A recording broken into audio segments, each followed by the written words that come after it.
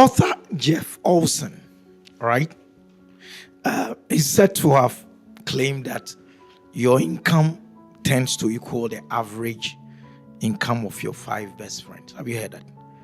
That your income averages it tends to equal the average income of your 5 best friends. Of course, I'm sure these are just estimations and they're not real, like hard figures and all that. But there's a lot of truth in it. A lot of truth in it. In today's video, I will be making a case for why you should be very intentional about the kinds of people you surround yourself with, your inner circle, as we prefer to call it. So join me in the video and let's share some thoughts on why you cannot just allow anybody around you. Your networks affect your net worth.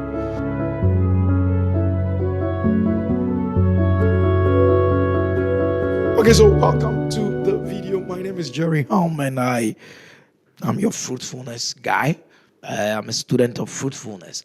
I love the concept of fruitfulness, and in this video and in this series of videos and on this very YouTube channel called FRTFL, Fruitful, without the vowels, we share thoughts on how to be fruitful as an individual, as an organization, as a country, and even, we dare say, as a continent. Today, I want to share something that I believe would be very important for your growth, not only as an individual, but also as a business owner, as an entrepreneur. And I believe that it will go a long way to be of help to you. In the book of 2 Kings chapter 4, there is a story that we encounter that I believe strongly that without a doubt, it's one of the strongest cases ever made in scripture about how to start a business. I think the steps in that very story, 2 Kings chapter 4, are very, very crucial. And it talks about a widow, right? Let me read a bit of it. They say, now there cried a certain woman of the wives of the sons of the prophets unto Elisha, saying, thy servant my husband is dead, and thou knowest that thy servant did fear the Lord, and the creditor is come to take unto him my 2 sons to be bondmen. And Elisha said unto her, what shall I do for thee? Tell me, what hast thou in the house? And she said, thy handmaiden had not anything in the house save a pot of oil. Then he said, go, borrow thee vessels abroad of all thy neighbors, even empty vessels. Borrow thee vessels abroad of all thy neighbors. In simple today terms, what a prophet is saying is, fall on your network. Fall on your network. That for me is, I'm excited just hearing that coming from a man of God. Fall on your network. Woe betides you if trouble comes your way and you don't have a network. Fall on your network. Assuming the widow had only 2 friends who had 2 vessels. It means she was just restricted to a business of 2 vessels of oil.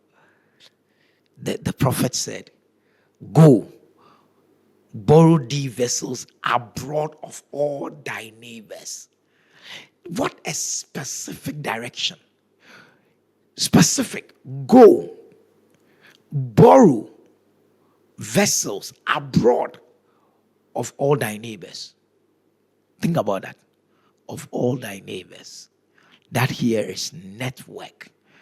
What is the strength of your network? What is the strength of your network? If Jeff Olson is right, and that your income would average, your income will equal the average of your 5 closest friends, then you cannot just allow anybody into your closest circle. Go, borrow thee vessels abroad of all thy neighbors. What a word. What a word. That for me is just exciting. Just the thought of it, that you can, your network. The importance of your network is something that I think nobody would doubt about it and say, oh, I mean, it's not that important. It's incredibly valuable. Your network is incredibly valuable. It can make or break you. First of all, think of it this way: your network is a support system. Your network is a support system. There are the people that are going to be there for you. There are the people that you can call on. And I love something. Is it Rabbi Daniel Lapin says that he will your friends are those who will pick your calls or return your calls if they miss your calls. Think about that, right? If do that as a test? You want to see the strength of your network? Pick your phone, look through your contact list, and tell me how many people in that contact list are you totally convinced that if they missed your call, they'll call you back. I dare you. You'll be surprised that they are fewer than you thought. They are way fewer than you thought, right? They are way, way, way, way fewer than you thought. Yeah, it feels good. It feels like, oh yeah, I have people. I have, the worst place to look for networks could be social media. And I'm going to tell you why. 5,000 Facebook friends. 5,000 Facebook friends. If they will not lift their hand, right? If they will not lift their hands and pick your call or return the call if they miss your call, my brother, you or my sister, you're in trouble. You are in trouble. The strength of your network. The strength of your network. The prophet told the woman, go, borrow thee vessels abroad. Borrow thee vessels abroad. Right? Borrow thee vessels abroad of all thy neighbors. Go to your neighbors' houses. Which of them would you knock and the person would open? She was going to knock on doors. You are going to pick your phone. How many of your friends can you call and say, I'm in trouble, I need this? That's the strength of your network. So yes, your network is incredibly valuable. In that network, it's your support system. That's the first thing. Your support system. Very, very crucial. Will they support you when the time comes? Will they walk behind you when you're in trouble? Also, why is the network important? Don't forget that your network also serves as your source of knowledge. Because your friends who know would share their ideas with you. You will share with them. So within the network itself, it's a source of knowledge. What does it mean? If the closest people to you see you as the smartest person in the group, leave that group. Is that okay to you? If you are the smartest in your group, leave the group. Look for a group where they enrich you, where they share ideas and you're like, oh wow, I didn't know about this. I didn't know this. Yeah, your friends should be readers and leaders, and they have the smartest ideas. But can you imagine you are the smartest in your group? Do you know what that means? It means they are taking from you and you are not adding from them. All your friends look up to you. Yeah, okay, Charlie, I'm the guy. Yeah, you're the guy. But think about it. Find people who enrich you, because your network is a source of knowledge. It's a source of growth for you. And if you are the one who everybody looks up to, where are you tapping the information from? Who are you talking to? Where are you tapping the information from? That's something that should worry you. It will worry me, so I think it should worry you as well. Another reason why you should appreciate your network is because your network would actually lead to opportunities. The strength of your network is closely tied to the number of opportunities that come into your life. Your friend sees something, reads something on social media, comes across a video, comes across a material that will be of help to you. Would a friend send it to you? Would your friends send it to you? Your friends are a source of opportunities. They hear something from somewhere, and then you are the first person they think of. Oh, Charlie, I was in this meeting and I heard of this, and I think you are the one that will benefit most. Those are the ones you should call your friends, not those that would see the opportunity and bypass the opportunity. Yeah, and they wouldn't even know you are the one that would have benefited from that opportunity. The people you surround yourself with, they influence your perspectives in life. They will bring you to new resources. They will carry people and bring them over to you and say, this, my friend, will be of good help to you. Doors that you didn't even know existed. I'm not talking of closed doors. So if they say it's a closed door, that means you know the door and the door is closed. Doors you didn't even know existed. If you have a strong network, trust me, they will open those doors for you. The prophet told the woman, go and borrow vessels abroad of all thy neighbors, comma, not a few. What does that mean? Not a few. What does that mean? The prophet is telling the widow that I expect you to have a lot of friends, or I expect you to have friends who have a lot of vessels. Think about that. I expect you to have a lot of friends, so that if one friend is giving you one vessel, you have a number of vessels. Otherwise, I hope you have friends who have a lot of vessels. And that's the yardstick for the kind of people you have in your inner circle. Do you have a lot of friends with single vessels, or you have a few friends with a lot of vessels? That for me is a yardstick. Can you imagine if you have few friends with few vessels? Who will be tied to you the day the prophet gives the direction? Your network is your net worth, we are told. And here in the scripture, you're seeing that. That's so important. That's so important. So somebody say, but how do I go around building the right network? Simple. Be intentional. Be intentional. Too many of us are not intentional when it comes to building the right network. We just allow people into our lives. We just allow people. Define what right means for you. Define what the right network means for you. You know what? I want to grow in the area of business. I want to be a business mogul.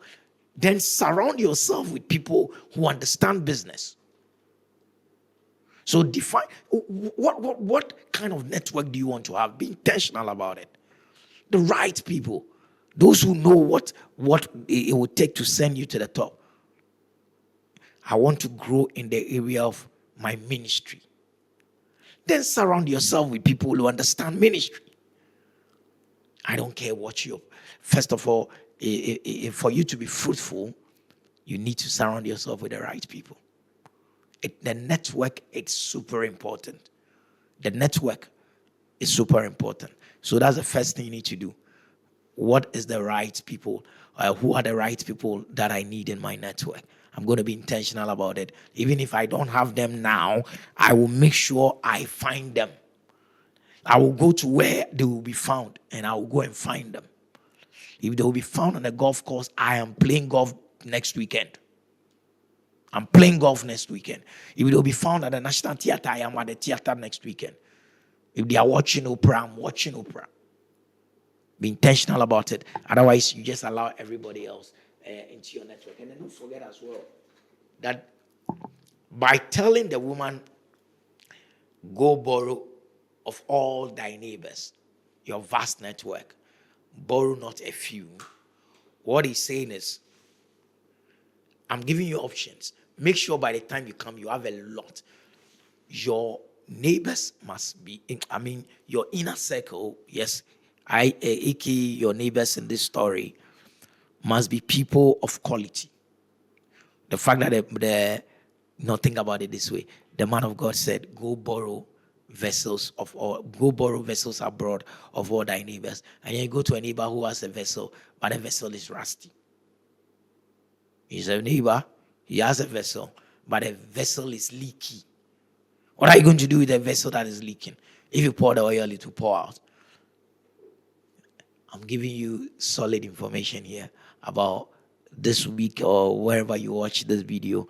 Think about, do my neighbors have the right vessels? Do they even have vessels at all?